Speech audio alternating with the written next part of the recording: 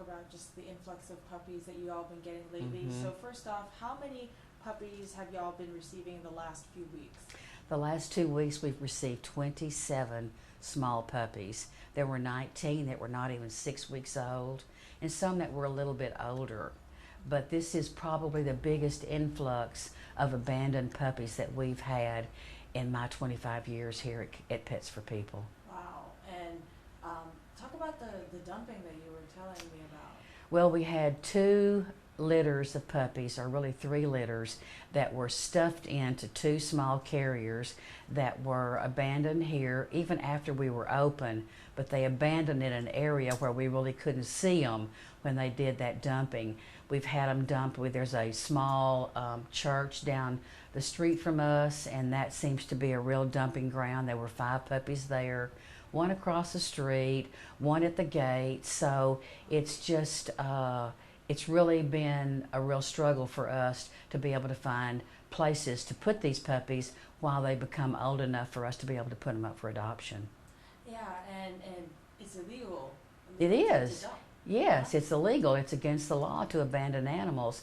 I mean, it's a Class A misdemeanor if they're caught and prosecuted. That's the key. So it could be up to a $4,000 fine and maybe a year in jail.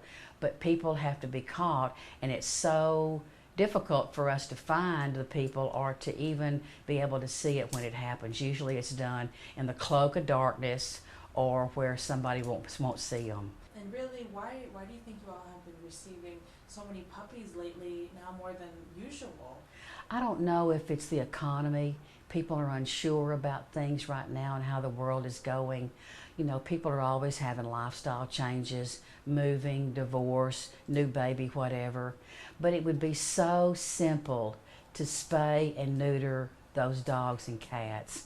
People can't use the excuse any longer that it's too expensive. There are low-cost spay and neuter clinics all around East Texas and here in Tyler. So it's much healthier for the animals. And really, our tax dollars, people forget about that, our tax dollars are going to try to prevent this from happening. So it would be such a win-win for everybody if we would get people to be responsible and spay and neuter, because it really boils down to personal responsibility. When someone comes in and adopts, are the pets or the dogs already spayed or neutered?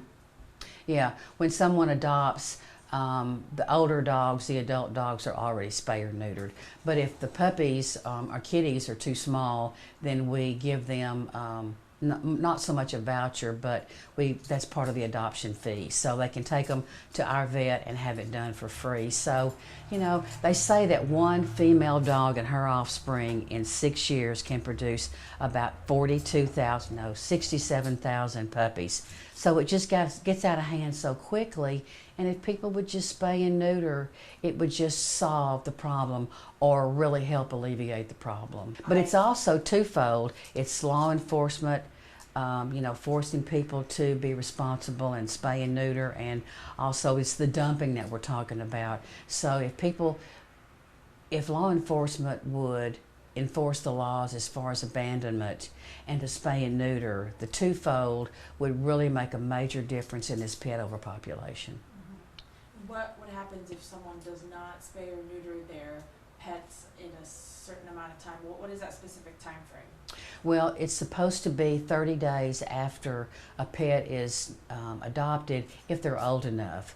But we give them about 5 months to go and have that done. And so we try to follow up and encourage them to get that done. Why is it so important to spay and neuter, and how has that affected y'all's shelter today? Well, nature's going to take its course, so these adult dogs are gonna have babies, and so it's just unhealthy for them. It's so much healthier if you can spay or neuter.